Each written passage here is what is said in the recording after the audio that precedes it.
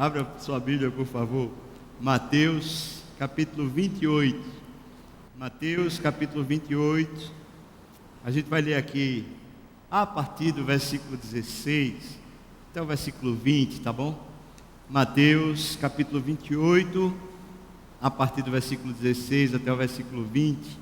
Eu peço a você, assim, que tenha misericórdia de mim e deixe aberta a sua Bíblia para a gente, pelo menos nesse começo, percorrer alguns versículos aqui próximos a esse texto que a gente vai ler, tá bom? Mateus 28, 16 a 20. A palavra diz assim para nós: Seguiram os 11 discípulos para a Galiléia, para o monte que Jesus lhes designara. E quando o viram, o adoraram, mas alguns duvidaram.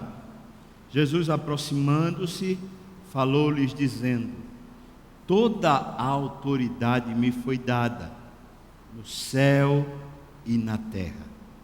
Ide, portanto, fazei discípulos de todas as nações, batizando-os em nome do Pai, e do Filho e do Espírito Santo, ensinando-os a guardar todas as coisas que vos tenho ordenado.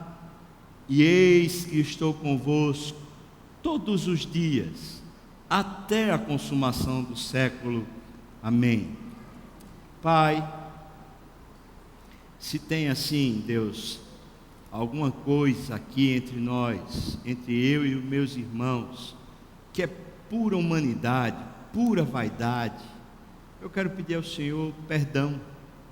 E quero pedir ao Senhor que agora passe assim uma escova limpando, para que nem eu, nem os meus irmãos percamos aquilo que Tu queres falar conosco. Por isso, abre, Senhor, os entendimentos, para que cada mente e coração esteja assim cativo e submisso ao Teu Espírito, que pode todas as coisas. Espírito Santo, nossa dependência é do Senhor. Faça o que o Senhor quiser e seja Deus, para o Teu benefício, para que o Senhor seja honrado no final. Nós oramos no nome de Jesus. Amém, amém e amém. Mais uma vez a gente está no texto que é tão conhecido, a grande comissão. A comissão de Mateus é a mais clássica de todas as comissões. Essa também parece ser a mais precisa de todas as comissões que a gente encontra na Bíblia. O Evangelho de Mateus, capítulo 28, seu finalzinho, desfecho desse Evangelho, é Jesus se encontrando com seus discípulos e entregando para eles um mandato de restauração, um mandato de reconciliação. Jesus está entregando isso para os discípulos. Eu posso dizer com toda certeza que o assunto principal desse texto é o mandato. Entretanto, a grande questão a respeito desse texto é: qual é o ponto nevrálgico desse mandato? Qual é o ponto mais sensível? O que claramente Deus objetivava quando Ele entregava esse mandato para a igreja? Perceba, o texto deixa claro que haviam 11, que haviam aqueles que estavam adorando e aqueles que estavam temerosos. Havia um clima, e eu tenho prestado muita atenção nesse clima, nessa situação, que é a situação de despedida de Jesus, porque às vezes a gente perde a noção exata do texto, justamente porque a gente não percebe o que está acontecendo nos versículos anteriores, as situações que de alguma maneira convergem, complicam, abençoam, facilitam a interpretação daquele episódio. O episódio chave é esse, é Jesus se despedindo e falando para os discípulos o que Ele quer. Entretanto, toda a situação ao seu redor parece esclarecer com muita objetividade o que é que Ele quer. Perceba comigo a problemática. O texto se anuncia aparentemente com alguns verbos que são todos eles ordenanças, e são ordenanças que aparentemente elas se complementam ou não. Por exemplo, será que é possível alguém obedecer à grande comissão dizendo: a ordem é ide por todas as nações, e a pessoa vai e vira um grande turista? eu me encontrei com um pastor lá da Spanish River, pastor David Nicholas. Ele já é morto agora. Esse pastor era um homem bem grande, mais de 2 metros, que tinha sido jogador da NBA, não era um negão, era um brancão, um branquelo daqueles. Eu me encontrei com eles porque eu ia ter uma reunião com o conselho da Spanish River. Eu estava lá esperando para eles me convidarem. De repente, sai aquele homem gigante, se encontra comigo e diz assim: eu queria ter uma conversa com você antes de você entrar para a reunião do conselho. Eu disse: pode falar. Ele disse assim: eu queria esclarecer algumas coisas. Me fale sobre a sua igreja, o que é a Igreja Presbiteriana das Graças. Eu falei para ele: a Igreja Presbiteriana das Graças é uma igreja missionária que participa de muitos envios de missionários. Ele falou: eu não quero que você entre lá na reunião. Eu falei: meu Deus, eu acho que eu falei alguma coisa errada. Ele disse: você não vai participar daquela reunião. Eu falei: o senhor tem algum problema com o missionário? Ele falou: a reunião lá é sobre plantação de igreja, não é sobre envio de missionário. Eu falei: qual é o problema com o envio de missionário? Ele falou: faz anos que eu tenho tido experiências negativas com missionários aqui na Spanish River. Nós enviamos eles, mas eles viajam pelo mundo todo, nunca pregam o Evangelho, Eles passam 6 meses num país, 6 meses em outro país, passam um ano não sei aonde, daqui a 10 anos eles voltam. Viajaram por vários lugares na Europa, viajaram por vários lugares lá na África, viajaram por vários lugares lá na Oceania, viajaram por vários lugares na Ásia, mas nunca pregaram o Evangelho para uma pessoa sequer. O que é que David Nicholas estava falando? Estava falando que algumas pessoas interpretaram errado a grande comissão, pensaram que a grande comissão era a ide, e se perderam, trupicaram no pregai, só foram, e de certa forma viraram turista. E uma igreja feita aquela, que abençoa e se envolve tremendamente, já plantou mais de 200 igrejas ao redor do mundo. Só na Índia eles plantaram 70 igrejas. Uma igreja com um potencial desse disse assim: olha, nós não investimos mais em missionários, porque os caras ficam para lá e para cá, para lá e para cá, para lá e para cá, e nunca pregam. Graças a Deus, a gente pode dizer, na nossa igreja, a experiência não tem sido essa. Eu disse para ele, eu quero lhe contar a história de 3 missionários da nossa igreja, para o senhor ver que não é essa experiência que a gente tem tido. Eu contei, ele falou: tudo bem, então você pode entrar. Graças a Deus, a gente pode dizer, pelo menos uma boa parte dos missionários que temos, eles no ministério eles têm pregado a palavra, mas a gente pode confundir, como eu acabei de explicar. Segunda perspectiva, que pode também estar errada, é: prega a palavra, prega só a palavra, como se a tarefa fosse a tarefa de um radialista, que tem lá um elenco de questões, ele colocou, e agora a cada programa que ele tem na rádio, ele tem que simplesmente prestar conta daquela lista de programação, de comunicados que ele precisa fazer para a população. Passou aquele período, pronto, ele já fez a tarefa dele. Pregar a palavra, tá, a gente tem que pregar a palavra, é verdade, é pregar a palavra, essa é a missão. No entanto, a Bíblia não parece colocar a gente na situação de que simplesmente fazer feito um radialista que anuncia ou fala, que simplesmente proclama alguma coisa, está cumprindo a missão. Me parece que essas ordens são complementares. E me parece também que Mateus, com uma precisão cirúrgica, o Espírito está dizendo que missão envolve movimento, mas não só envolve movimento, envolve também permanência.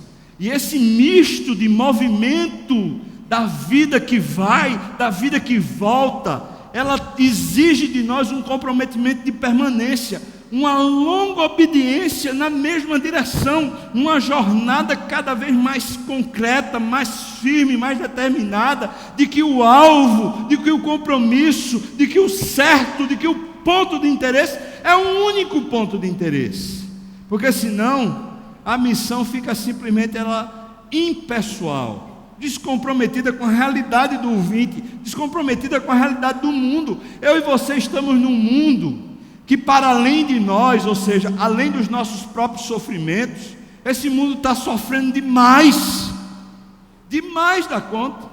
E eu e você conhecemos o Salvador do mundo. Eu e você conhecemos aquele que pode salvar, que tem poder para salvar. Ora, não há que se ter uma missão que seja simplesmente impessoal, de alguém que fala, mas nunca interage, nunca realiza, nunca encarna, nunca abraça, nunca participa da contingência. Por isso a gente precisa entender esse texto, à luz do texto, para a gente não tropeçar encarando a grande comissão, sem a identificação que a Bíblia parece querer revelar para nós. É assim, ó, é desse jeito, ó. Perceba que o texto tem esse primeiro verbo aparentemente imperativo, ide. Dê uma olhada aí, veja aí por favor, versículo 19, está lá assim, logo, primeira palavra, ide. Na verdade, não é imperativo, é uma voz média, que no grego existe, especialmente o grego antigo, existe essa voz média, e essa voz média anuncia para mim e para você que é uma resposta. Ela não é uma ação de per si, não é uma coisa que alguém elocubrou, pensou e disse, vou fazer. É a resposta, é quando um movimento está acontecendo e eu respondo a esse movimento. Perceba que esse texto, essa palavra ide, ela está incrustando a gente nessa perspectiva do movimento que existe na vida. E eu achei tão legal, enquanto eu estudava esse texto, eu tentei dar uma analisada no contexto mais imediato, especialmente olhando as palavras do jeito que elas estão, olhando com atenção para me dedicar a perceber o que é que o texto está mostrando sobre movimentação. Dê uma olhada, por favor, comigo. Capítulo 27, o versículo 65, mostra para mim o movimento que está acontecendo. Jesus está morto, é dia de sábado, ele ainda não ressuscitou. Versículo 65 do capítulo 27 diz assim, disse-lhes Pilatos, aí tendes uma escolta, e veja o verbo que é usado, ide e guardai o sepulcro como bem vos parecer. Os judeus estavam com medo de que alguém roubasse o corpo, e ao roubarem o corpo, então, eles poderiam anunciar a ressurreição sem que tivesse havido a ressurreição. Eles estavam com medo de um embuste. Eles estavam com medo do jeitinho brasileiro. Que de repente alguém lá fizesse o jeitinho brasileiro e enganasse todo mundo dizendo que Jesus ressuscitou sem que houvesse ressurreição. E Pôncio Pilatos chegou e disse assim, vão lá e veja o verbo. O verbo está aqui no versículo 65. Ide e guardai o sepulcro. O versículo 66 mostra o movimento do ide. Indo eles, montaram guarda ao sepulcro, selando a pedra e deixando ali a escolta. Perceba que eles foram, mas eles se fixaram. Isso tem uma ideia por trás. O texto segue, aqui no capítulo 28, perceba o primeiro versículo do capítulo 28. Ao findar do sábado, ao entrar o primeiro dia da semana, é dia de domingo, é o dia da ressurreição. Maria Madalena e a outra Maria, veja só, foram ao sepulcro. Elas estão em movimentos, elas estão indo. A vida está depois da morte. A morte impediu, aparentemente, Jesus de continuar na história. Elas não creem na ressurreição de Jesus e elas estão em movimento. Elas estão seguindo a vida. E é natural, a gente perde um ente querido, a gente sente uma dor terrível, mas a vida segue, é vida que segue. Então vamos seguir. E elas estão indo. Agora um pouquinho mais adiante, debaixo da dor, elas se encontram um anjo. O anjo anuncia que Jesus ressuscitou. Versículo 7, o anjo diz, e depois, veja de novo, qual é o verbo? Qual é o verbo? Ide. Quem está anunciando agora? Quem? O anjo. Quem tinha anunciado o ide anterior? Pôncio Pilatos. Quem anunciou agora? O anjo. E o anjo diz, e depois depressa, e dizer aos seus discípulos que ele ressuscitou dos mortos, e vai diante de vós para a Galiléia, ali o vereis, é como vos digo. Então você encontra no versículo 10, perceba aí. Então Jesus lhes disse, não temais. Agora quem está falando é quem? Jesus. Aí veja o que ele diz, ide avisar a meus irmãos que se dirijam a Galiléia e lá me verão. Mais uma vez, o mesmo verbo. O texto está revelando para mim e para você movimento. A gente pode reclamar demais da quantidade de movimento que a gente tem nos dias de hoje. A vida é cansada. A gente tem que ir para lá e para cá. Um corre-corre desgraçado. Essa é a expressão, parece, que traduz um pouco da emoção do dia a dia. Um corre-corre desgraçado. É isso mesmo. Parece que o povo de Deus vê a vida não com os olhos do movimento, mas vê a vida com os olhos da desgraça. Um corre-corre desgraçado. É assim que a gente vê. O texto está mostrando para a gente que já lá no evento da ressurreição havia havia fluxos, havia constância no movimento. O texto então segue para nós. E o versículo 11 diz assim: e indo eles, eis que alguns da guarda foram à cidade e contaram aos principais sacerdotes tudo o que sucedera. Então eles se reuniram em conselho e eles resolveram agora tentar maquiar o evento da ressurreição. Afinal de contas, os guardas receberam um suborno, jeitinho brasileiro, para mentir, dizendo que eles tinham sido golpeados e que eles abriram lá, os discípulos de Jesus abriram um sepulcro e roubaram o corpo. Esse é o jeitinho. Perceba que o império das trevas, aquele que tenta usurpar a glória de Deus, aquilo que tenta tirar o crédito da ressurreição e do poder de Jesus, perceba que o império das trevas também está em movimento, e também está dizendo ide, e também está afirmando que é para lá e para cá que a vida corre. Agora você presta atenção, versículo 16, onde a gente começou a ler, diz: seguiram, os 11 discípulos seguiram, porque Jesus tinha dito para eles: vão para lá, o anjo tinha dito: vão para lá, então eles seguiram. Eles foram para a Galiléia, eles foram para um monte que Jesus lhes designara. O ide, que aparece aqui, na voz média, anuncia o fluxo de movimento que existe na vida. Mas essa voz média, se ela fosse bem traduzida para a gente entender, o que Jesus está fazendo com aqueles discípulos, ao se retirar, indo para o céu, Ele está dizendo para eles assim: eu gostaria, o que eu quero é que vocês me obedeçam, me seguindo. O ide, da maneira como está aqui no original, não é simplesmente seguindo o fluxo da vida, porque eu e você podemos uma hora seguindo o fluxo da vida e estar obedecendo ao próprio anjo do Senhor, obedecendo a Jesus mesmo, mas numa outra hora da vida a gente pode estar obedecendo o sistema desse mundo, ao império das trevas. Simplesmente estar em movimento é caos. É por isso que eu e você temos uma percepção de que nós vivemos uma desgraça. É um corre-corre desgraçado. Por quê?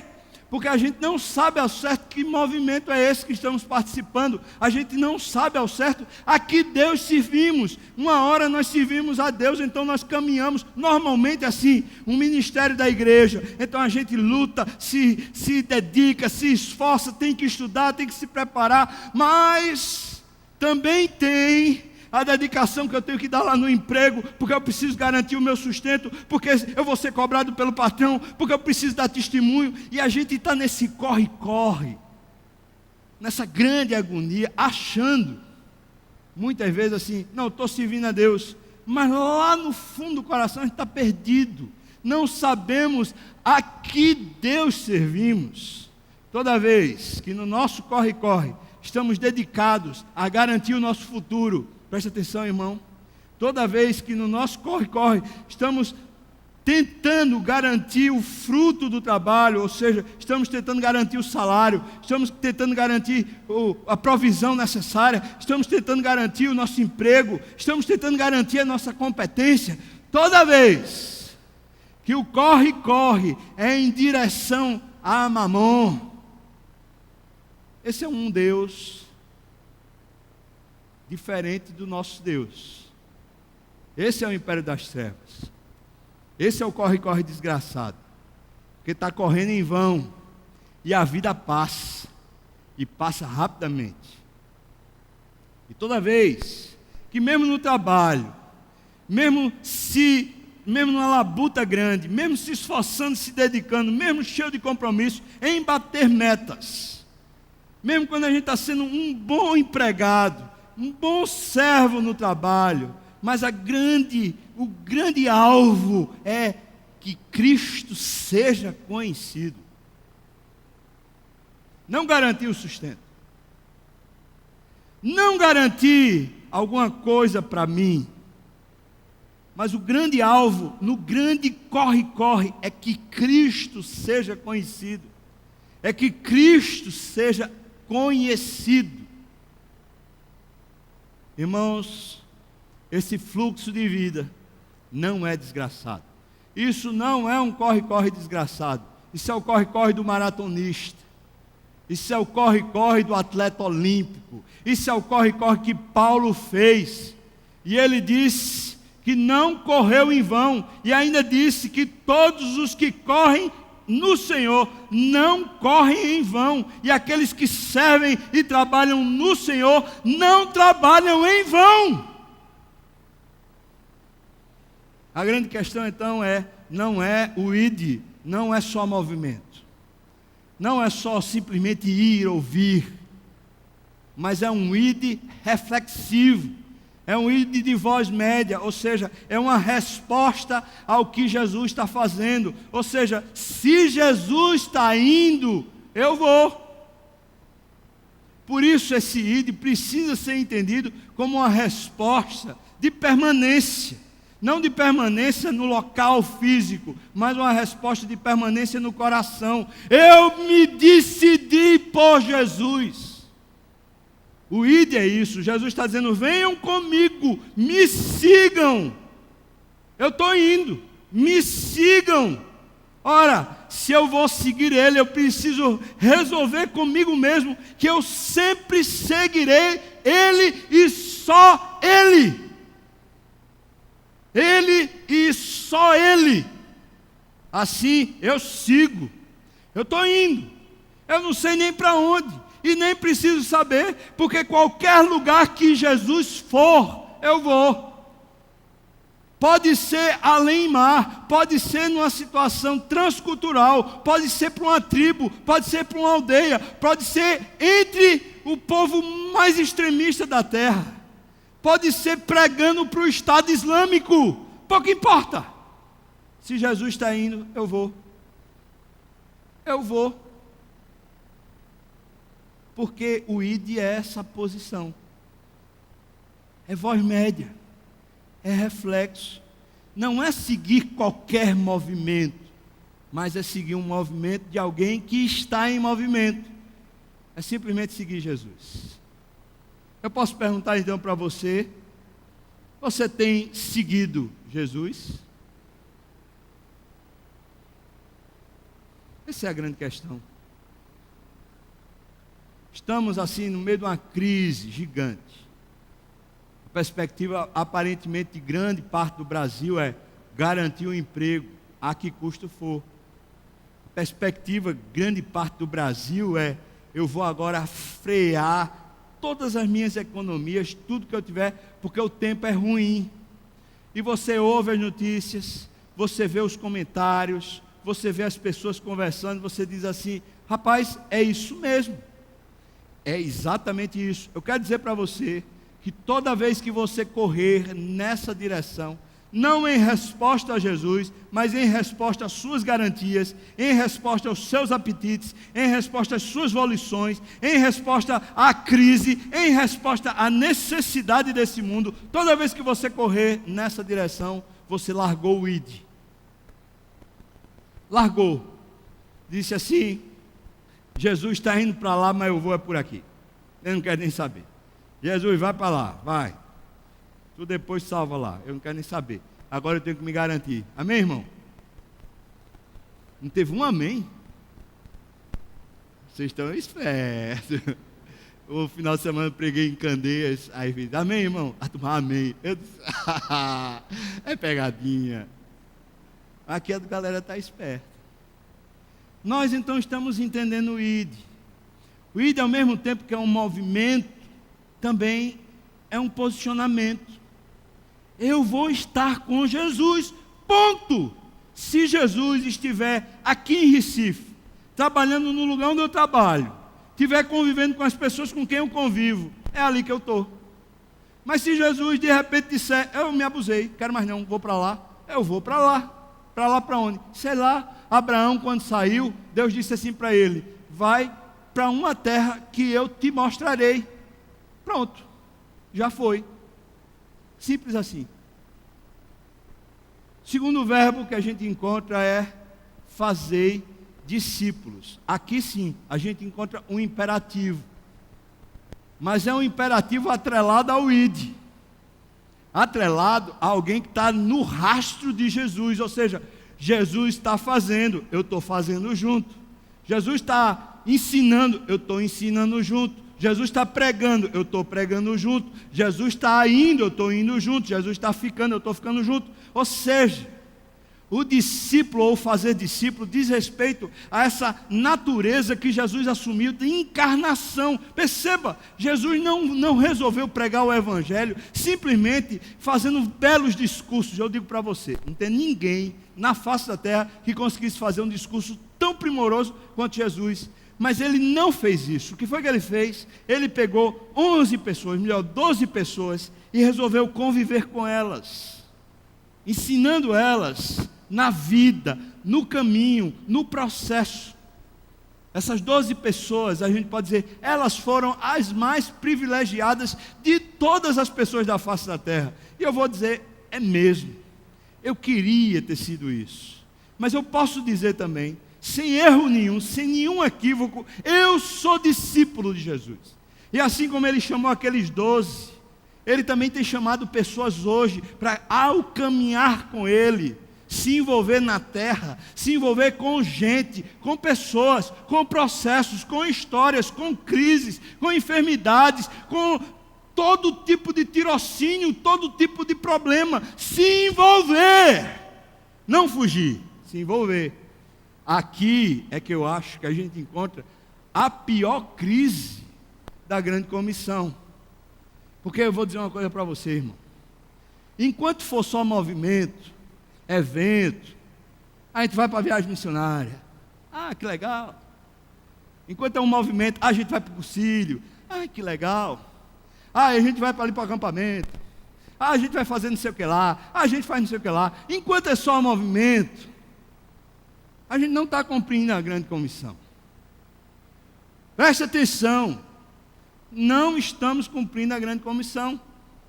Estamos fazendo uma parte dela, mas não estamos cumprindo, porque cumprir quer dizer fez tudo. Por exemplo, a gente vai para lá, para Poço Fundo. Lá em Poço Fundo eu vou encontrar uma realidade difícil. O quanto a gente vai se envolver. Por exemplo, quantos que vão para a viagem missionária e nem sequer dorme lá no hotel. O quanto a gente vai se envolver naquele final de semana. Mas eu vou dizer mais, depois que a gente sair e voltar, o quanto a gente vai continuar envolvido com aquele pessoal. Acredito que pouca gente da igreja vai continuar envolvido com eles. Vamos pensar na realidade daqui, porque eu e você convivemos com pessoas aqui. Essas pessoas com quem convivemos, essas, está lá no trabalho, está lá uma senhora, uma crise conjugal terrível, ela não encontra solução alternativa, ela está a ponto de explodir, ela já começou, os hormônios dela estão todos em crise, essa mulher chora do seu lado, e você, querendo ser piedoso, você pega e dá um versículo para ela. Olha, a palavra de Deus em Salmo 121 diz assim, o Senhor, Ele não dormita, Ele está olhando para você, e deixa lá, que bênção. Foi muito bom, mas ainda não foi a grande comissão. Que a grande comissão é chegar com a senhora e falar assim, como é que está a tua vida? Ela vai abrir o coração. Só que ela não vai abrir tudo. Você continua do lado dela. Dia seguinte, você diz, olha, eu orei por esse assunto que você falou. A Bíblia tem uma palavra a respeito disso. Olha, eu estou interessado. Eu quero participar. Eu quero continuar orando. Ela vai chorar, vai abrir o coração ainda um pouco mais, vai dizer um bocado de coisa para você, um bocado de coisa que você vai ficar assim, eu estou me metendo numa fria, meu Deus, eu vou correr. É a hora do id. É a hora do fazer discípulos. Essa é a hora de você, na hora que você pega o gancho, na hora que o pescador pega o peixe no anzol, é a hora de você puxar, irmão. É a hora de você dizer, vamos estudar a Bíblia. Não pense, irmão, que a sua palavra tem algum poder, porque não tem. Isso aqui tem poder. Chega para a pessoa e diz, vamos estudar a Bíblia. Que tal, aqui 10 minutos que a gente tem de intervalo, a gente senta, lê um texto, a gente compartilha aqui o texto e a gente ora. O que é que você acha? Diariamente, Jesus fez isso com os discípulos. Você começa a se envolver. Talvez você vai ter que ir lá na casa da mulher. Talvez você vai ter que abraçar essa mulher. Talvez você vai ter que cuidar. Meu Deus, isso é fazer discípulos. Não pensa que é simplesmente ficar ensinando teologia. Não pensa que é simplesmente você ficar falando de grandes decretos, de grandes coisas de Deus. É encarnar. É mostrar que Jesus é real nesse mundo de dor. É mostrar que crise, por mais terrível que ela possa parecer, ela não consegue enfrentar Jesus. Quando Jesus aparece, a crise tem que correr. Mas eu e você, irmãos, desculpa dizer, nós somos um povo, nós somos uma igreja, não falo só das graças não, estou falando de um modo geral, nós somos tão egoístas que nós estamos o tempo todo dizendo assim, rapaz, quem está precisando disso sou eu, pastor. Não é a mulher que trabalha comigo lá não, sou eu. Não tem ninguém da igreja que venha, que me mime, que me cuide, que não sei o quê. E eu vou dizer, em parte é verdade. Mas eu preciso dizer para você, você tem o Espírito Santo. E aquela mulher não tem. Você tem o Deus vivo que habita em você. E aquela mulher não tem. Você tem a palavra da verdade. Você não é vítima. Você é vitorioso. Você foi liberto. Você foi salvo, irmão. Amém ou não? Ou não? Aquela mulher não tem nada disso. Não tem. Você tem. Com isso eu não estou falando para você, sim, de repente virar uma falsidade ambulante, contando vitória, cheio de derrota. Mas eu estou chamando a você a assumir a identidade. Porque fazer discípulos quer dizer que você está envolvido nesse processo do discipulado enfaticamente. Você está envolvido. Isso quer dizer o seguinte: se você está discipulando alguém, está precisando estar sendo discipulado também. Discipulado, envolvido, orando junto, abrindo o coração junto, lendo a palavra junto, crescendo junto na palavra, amadurecendo na palavra do Senhor. Porque se tem alguma maneira de cumprir a grande comissão, é seguindo Jesus, discipular aqueles que Ele quer que discipule. É interessante, porque a palavra que está aqui no original, não existe esse verbo fazer.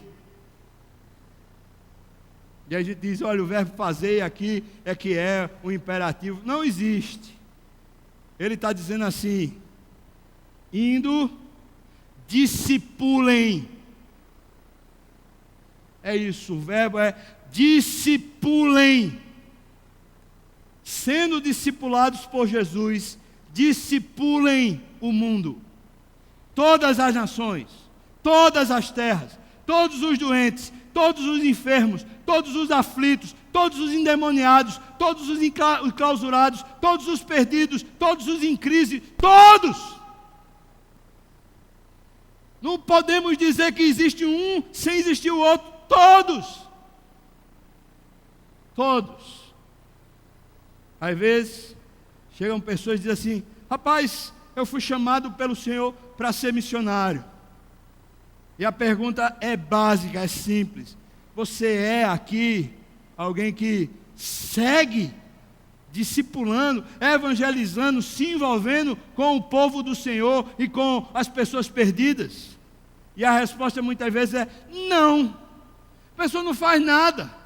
Canta no louvor, prega aqui no púlpito, mas não se envolve, não participa, não está lá no meio do negócio, como é que vai ser? Como é que vai obedecer a grande comissão? A pessoa está lá, participa do ministério, participa daquele outro ministério, nunca para ter uma vida espiritual piedosa, nunca se detém no crescimento da palavra. Existem crentes aqui na Igreja Presbiteriana das Graças que têm mais tempo de crente do que eu tenho de vida, mas nunca leram a Bíblia completa, nunca se detiveram a vida de oração, não compreendem as Sagradas Escrituras, eles não sabem responder o motivo da sua fé, são nanicos espirituais, quando não era para ser assim. Era, se a grande comissão fosse o nosso modus operandi, era para todos nós sermos discípulos, que discipulam. Eu e você, gente que discipula, mas que é discipulado.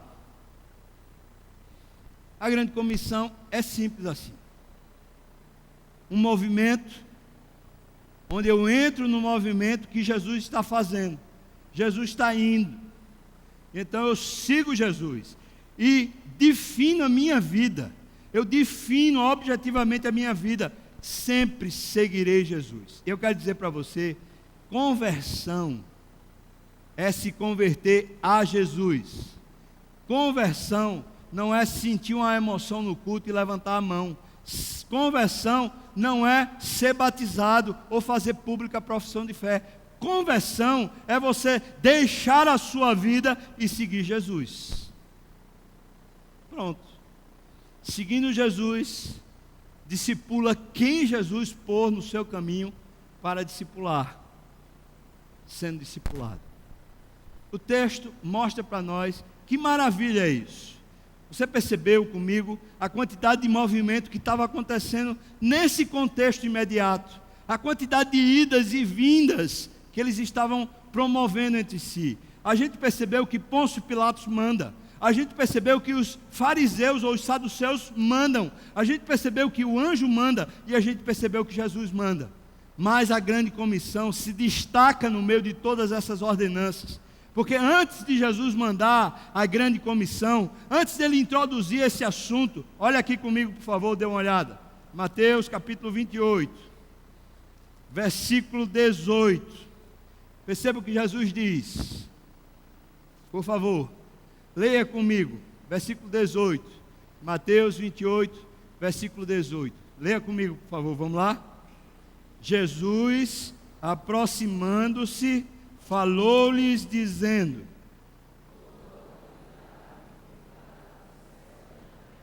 pronto. Ele introduziu o assunto, dizendo que a ordem que ele tinha para dar era diferente de todas as outras ordens que estavam acontecendo. Em outras palavras, o que Jesus está dizendo, o que eu tenho para falar com vocês agora, é um general falando. Eu não quero ser aborrecido nessa questão. Eu tenho toda a autoridade no céu e na terra. Eu não quero ser aborrecido nessa questão. Eu defini. Façam. Simples assim. Simples assim. Temos um problema de logística, não um problema de obediência, porque a obediência só existe um problema para ela: rebeldia. Só. Então, não temos um problema na questão da obediência aqui. Temos um problema de logística, porque o que Jesus mandou tem como premissa, tem como base o fato de que ele está caminhando, só que ele está indo para o céu. Ora, como é que eu vou seguir um fantasma? Como é que eu vou seguir o etéreo, o vento, um negócio que eu não vejo? O problema é logístico. É por isso que o texto conclui. Veja aí o que é que diz o texto, o último versículo. O versículo diz, a última parte do versículo, a última oração. E eis, vamos lá? E eis.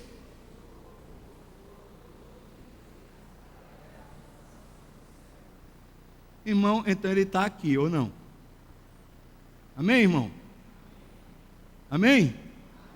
Está aqui. Não temos problema de logística.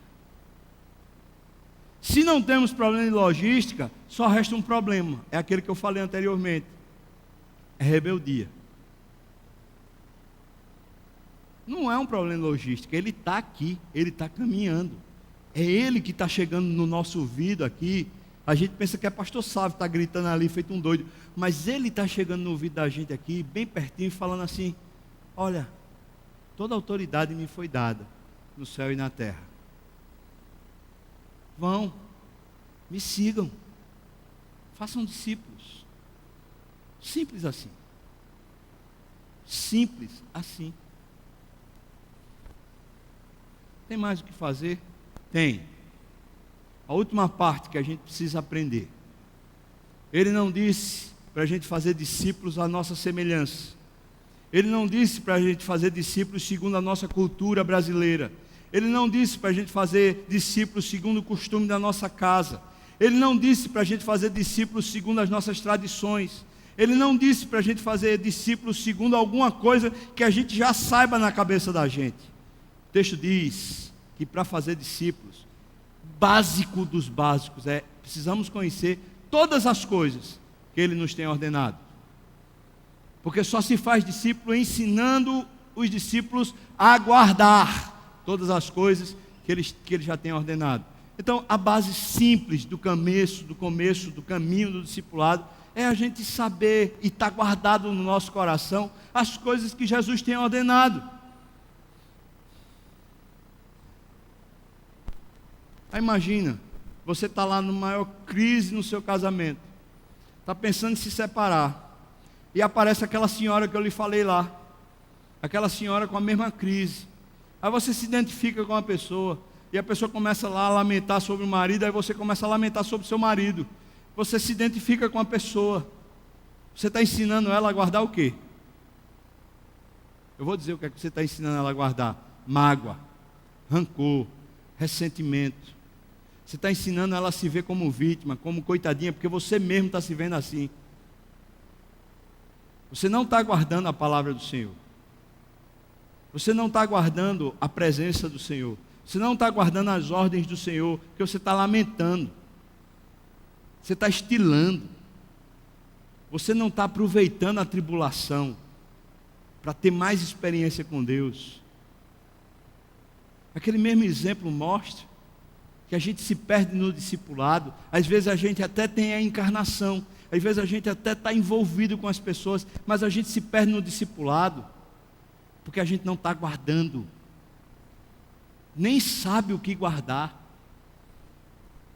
Hoje parece que o politicamente correto é tipo assim: você está vivendo a sua vida e eu vou lhe ajudar a você ser feliz. Que significa, em outras palavras, eu vou ajudar você a fazer o que você quer e você será feliz. Biblicamente, isso é o maior tropeço que a gente pode fazer. Isso é o que Balaão fazia. Isso é o que Jezabel fazia. Isso não é o que um cristão faz. O que eu e você podemos fazer? Nós podemos pegar essa pessoa, nos envolvermos de fato com essa pessoa, podemos de fato sentir a dor dessa pessoa, às vezes com a dor que nós estamos sentindo, dos sofrimentos que estamos passando, mas eu e você temos Jesus como real, que está conosco todos os dias, e ao falarmos com aquela pessoa, nós não falamos como alguém que não conhece, nós falamos como testemunhas, cheias do Espírito, testemunhas que está provando, está sentindo, está vendo, está ouvindo Jesus. Testemunhas que começam a ensinar o outro a guardar todas as coisas que Jesus ordenou. É simples assim. Eu não estou sendo irônico, eu estou falando porque é simples assim. Isso é um estilo de vida. Jesus não está chamando ninguém a virar super-herói. Não está chamando ninguém a subir num palco e as pessoas baterem palma. Olha o grande herói, olha o que ele fez em nome de Jesus, olha o que ele fez para Jesus, olha que grande pessoa. Jesus não está chamando ninguém para fazer nada disso. Nem pastores, nem missionários, nem crentes, nem ninguém. Jesus está chamando gente que ama Ele, gente que um dia se converteu, gente que um dia disse: eu vou seguir Jesus, eu quero Jesus, eu não quero mais nada, eu quero Jesus. A esses, Ele está dizendo assim: agora que vocês estão caminhando comigo, comece a ensinar a todas as pessoas com as quais nós vamos nos envolver. Ele está dizendo: eu vou me envolver junto com você, com essas pessoas. Começa a ensinar elas o que eu estou ensinando para você. Começa a ensinar elas a guardar o que eu já ensinei você a guardar. Ensina elas. Sendo sal e luz, irmão. Sendo gente que brilha. Gente que é crente. Gente que tem opinião. Gente que tem piedade. Gente que tem amor. Gente que abraça calorosamente. Gente que sente, gente que chora. Às vezes, no processo de discipulado, a pessoa com quem você caminha, de repente ela desobedece, ela vai para a lama, ela sai, ela se distancia, e você olha assim e fala: meu Deus, eu só fiz perder tempo. Parece que a pessoa nunca aprendeu a guardar. Essa hora que você vai de joelhos aos pés do Senhor Jesus e clama e diz: Deus, o que está acontecendo, Senhor? Eu amo essa pessoa, eu me interesso por ela, eu gostaria que ela provasse a excelência do teu poder. Oh Deus, visita, abençoa, restaura. A gente se envolve e chora e sente, porque muitas vezes foge o controle completo das nossas mãos. Muitas vezes. Mas a gente está num estilo de vida de obediência a uma grande comissão.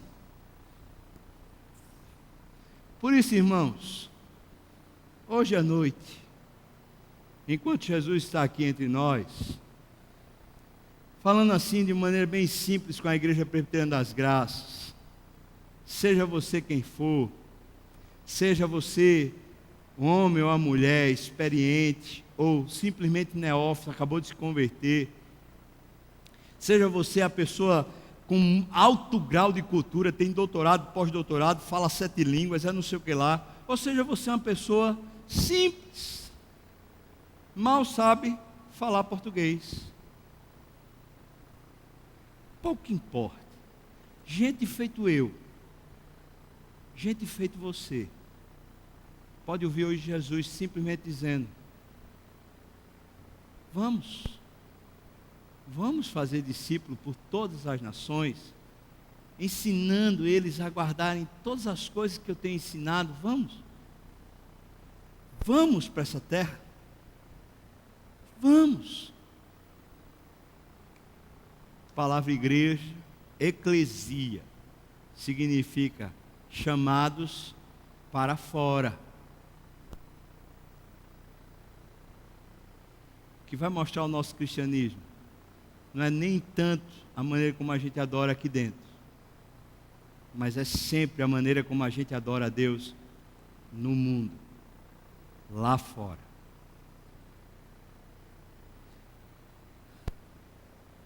Discípulo, você ouviu?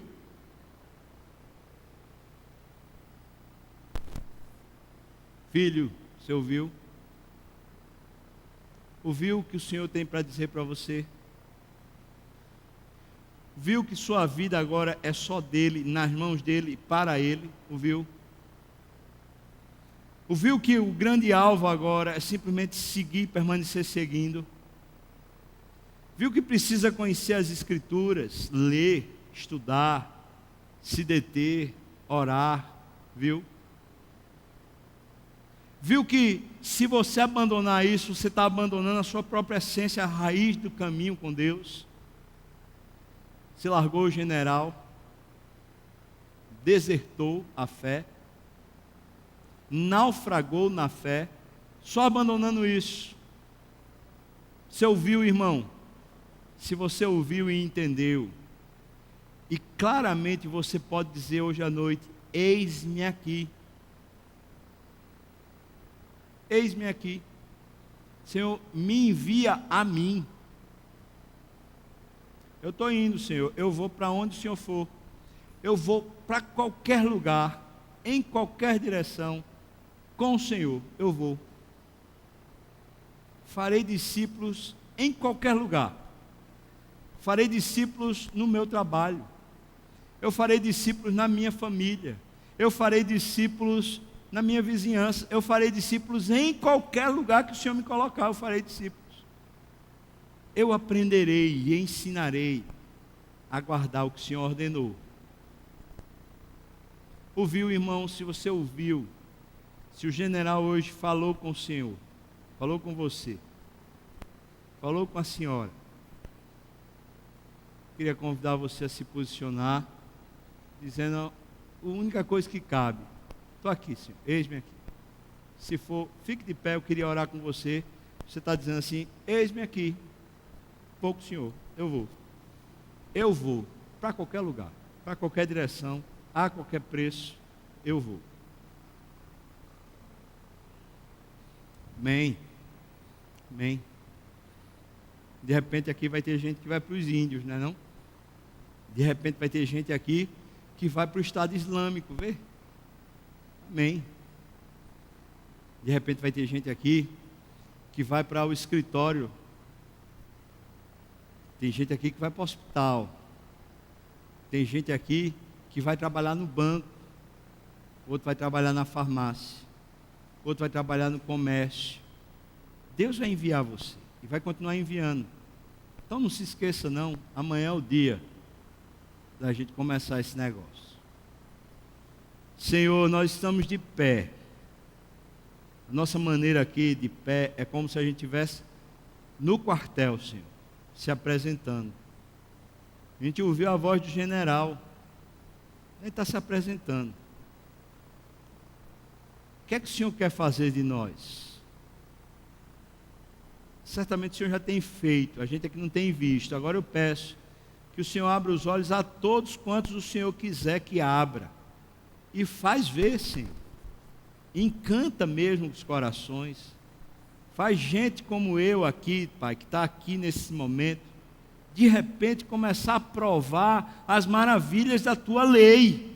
Desfrutar a Tua presença, provar do Senhor, saber pregar, saber ensinar, saber conviver, saber abraçar, saber recomendar, aconselhar. Eu peço, Senhor, derrama Teu Espírito. Tua igreja está dizendo: eis-me aqui, Senhor. A gente não vai para canto nenhum se o Senhor não derramar o Espírito e nos conduzir à vida. Por isso eu clamo, Senhor, enche esse lugar, enche vidas aqui, inunda corações, transforma, Senhor, a Tua imagem, abençoa no nome de Jesus. Amém, amém e amém.